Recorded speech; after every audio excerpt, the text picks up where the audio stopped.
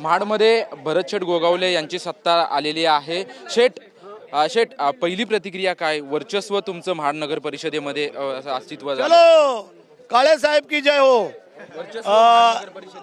वर्चस्व महानगरपालिकेमध्ये महाडच्या जनतेने जो कौल दिलेला आहे त्याचा आम्ही स्वीकार करतो, त्याचं अभिनंदन करतो, त्यांना धन्यवाद देतो आणि जो विश्वास आमच्यावरती टाकलेला आहे त्या विश्वासाला कुठेही तडा जाऊ दिला जाणार नाही, अशा प्रकारचं आम्ही काम करू। प्रचारामध्ये मोठ्या प्रमाणात टीका तटकरे कुटुंबाकडून तुमच्यावरती होत होती, त्याला प्रत्युत्तर हे म्हणायचं?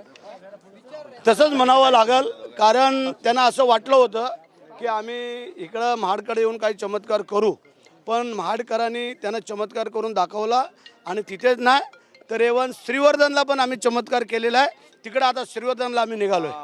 तिकडे उरणमध्ये भाजपची सत्ता येईल असं वाटत होतं, परंतु महाविकास आघाडीची सत्ता त्या ठिकाणी आलेली आहे। भावना गाणेकर विजयी झाल्यात त्या ठिकाणी महाविकास आघाडीच्या। आयला तर ते मलाही नाही माहिती, आम्हाला असं वाटलं होतं आमचे महेश बालदी ती सत्ता एक हाती खेचून आणतील, परंतु तुमचं आता हे कळतंय आम्हाला। ठीक आहे, आता राजकारणामध्ये कधी कुठं काय घडल सांगू शकत नाही आणि त्याचं ते घडलं असावं असं मला वाटतंय। महाडमध्ये भिंगाचा चष्मा घेऊन विकास शोधावा लागेल, दुर्बीण घेऊन शोधावी लागेल, अशा प्रकारची टीका तुटकरेंकडून केली जात होती। नाही ठीक आहे ना, आता भिंगाचा चष्मा आम्ही कधी लावला नव्हता आणि दुर्बिणीनं आम्हाला कधी पाहावं लागलं नाही।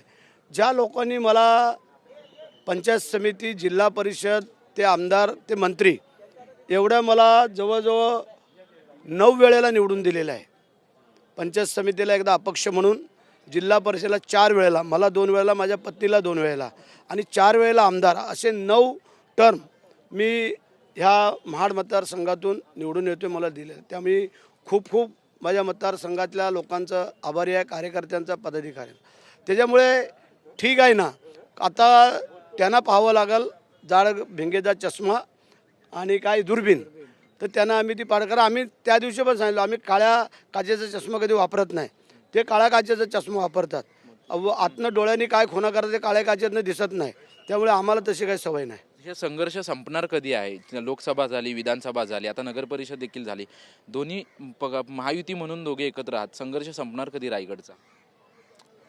तसं नाही सांगू शकत, हा संघर्ष राजकारणाचा आहे, काय त्यांच्या आमच्या जागा जमिनीचा नाही, कुठल्या व्यवहाराचा नाही।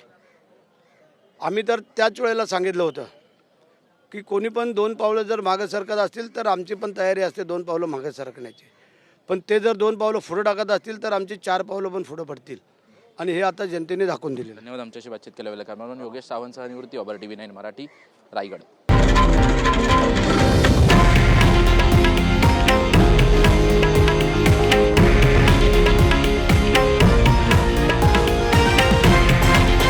हे आहे देशातील नंबर 1 न्यूज नेटवर्क आणि आपण पाहत आहात TV9 मराठी, एकमेव।